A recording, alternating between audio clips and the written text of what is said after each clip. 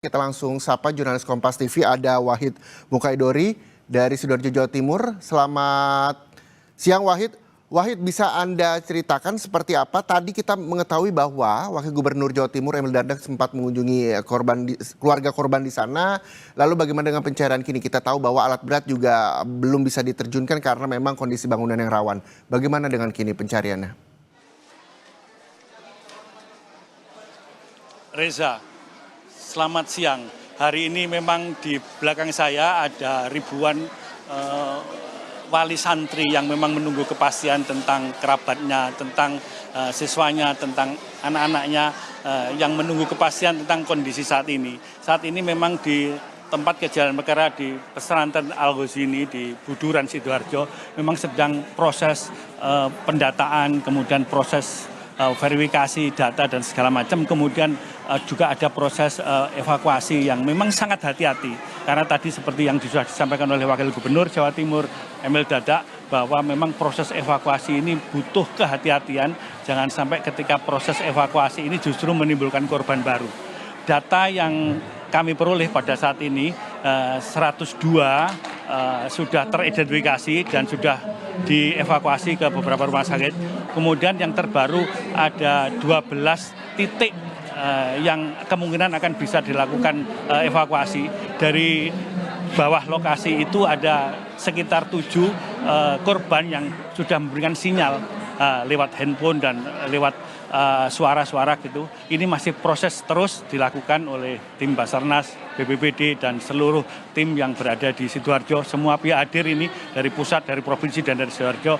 Kemudian ini alat berat juga didatangkan dari berbagai kota, bukan hanya dari Jawa Timur, bahkan juga dari provinsi lain dalam rangka mengevakuasi korban yang masih ada di reruntuhan ini. Ini memang menjadi harapan dan doa kita semuanya, terutama pada wali santri yang ada di belakang saya.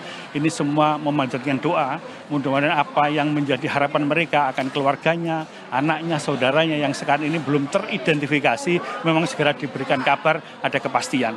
Memang kalau melihat jumlah wali santri yang ada di sini memang bisa kita lihat bahwa pesantren ini memang pesantren termasuk pesantren yang paling tua di Jawa Timur.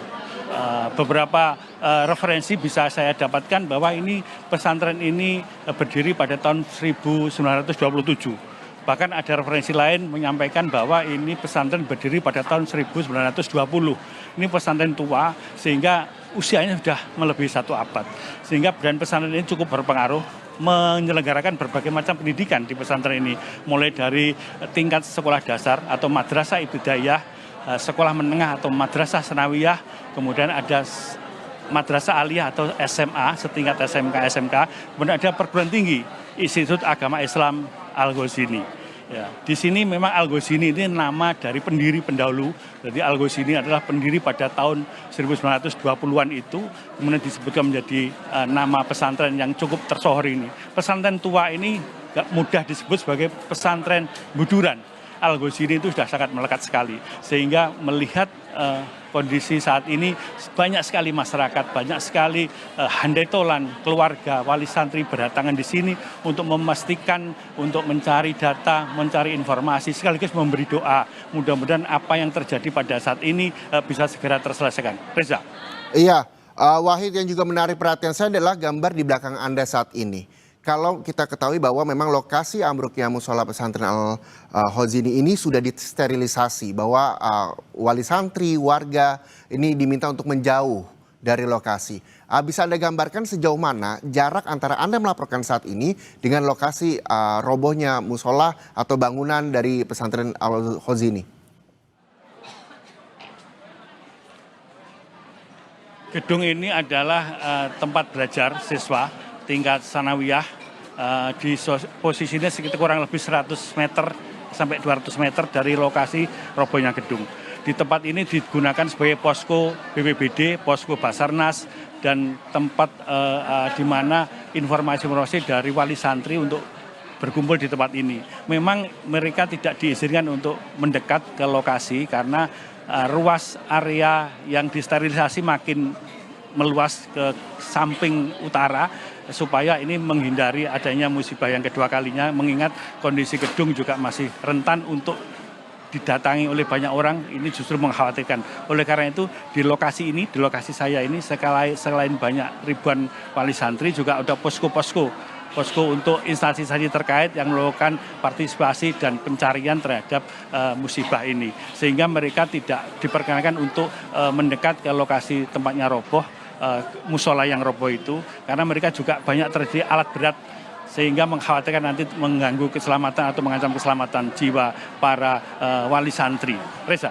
Iya, Wahid, tadi juga Anda menyampaikan bahwa ada 102 yang sudah teridentifikasi, 12 titik yang akan dilakukan evakuasi, 7 korban juga sudah memberikan sinyal, sehingga diharapkan juga memudahkan petugas untuk melakukan pencarian. Pencarian dilakukan secara manual. Seperti apa prosesnya di sana? Karena memang tadi seperti yang disampaikan juga bahwa sterilisasi wilayah dari bangunan yang roboh juga telah diperluas oleh petugas. Reza, saya tadi sempat melihat ke lokasi bangunan yang roboh. Memang posisinya agak sulit untuk memasukkan alat berat. Sehingga untuk saat ini saya menggunakan manual. Proses pencarian itu dilakukan secara manual karena alat beratnya sulit masuk, sehingga perlu kehati-hatian. Jangan sampai nanti proses manual itu justru menimbulkan ancaman bagi siswa atau orang-orang yang masih diduga masih berada di bawah bangunan itu.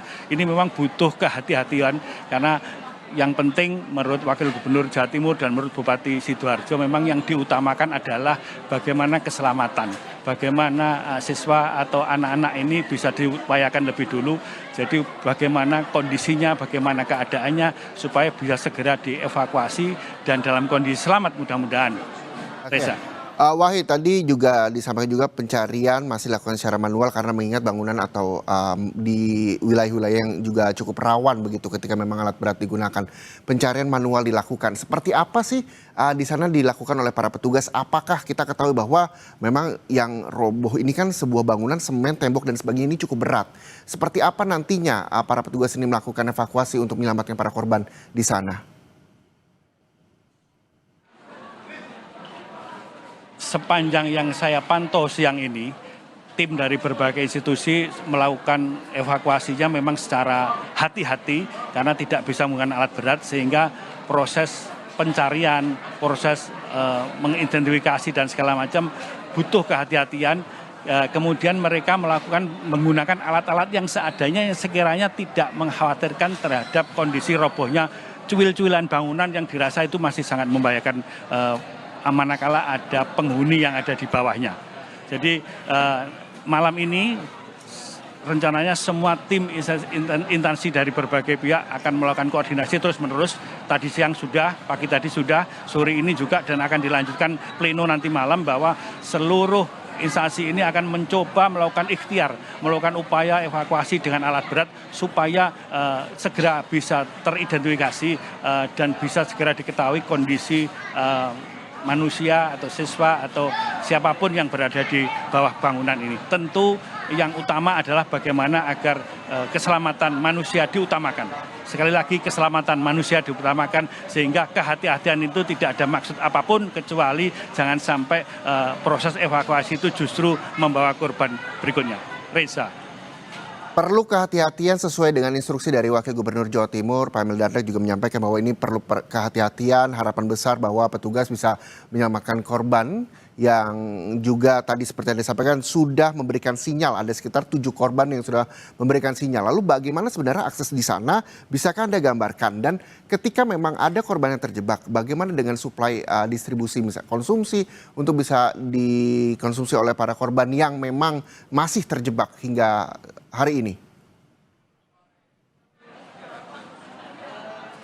Memang lokasi yang tadi dikatakan ada 12 titik itu sekarang masih sterilisasi, tapi berbagai tim dari berbagai pihak, BPBD, Basarnas, dan seluruh TNI Polri yang ada di lokasi ini melakukan berbagai upaya bagaimana agar mereka yang sudah memberikan sinyal itu bisa segera diketahui.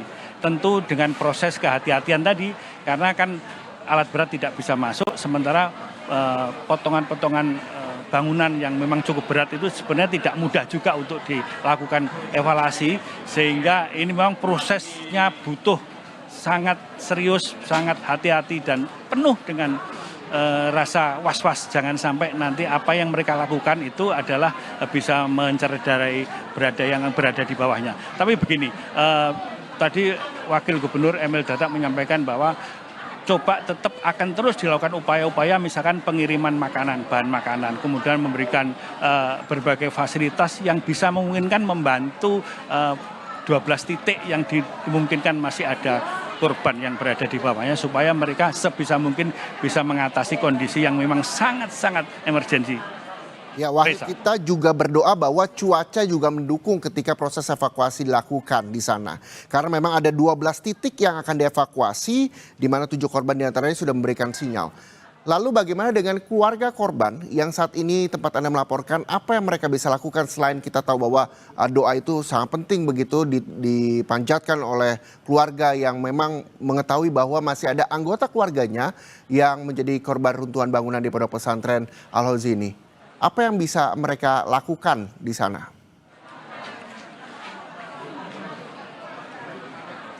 Wali santri yang berada di sini selain berdoa tentu berharap agar ketika dia berada di sini segera mendapatkan kabar kepastian tentang identifikasi. Karena mereka juga mencari tahu keluarganya, kerabatnya, bahkan orang tuanya yang tidak tega untuk hadir di lokasi diwakilkan oleh keponakannya, sepupunya untuk hadir di sini sekedar mencarikan info.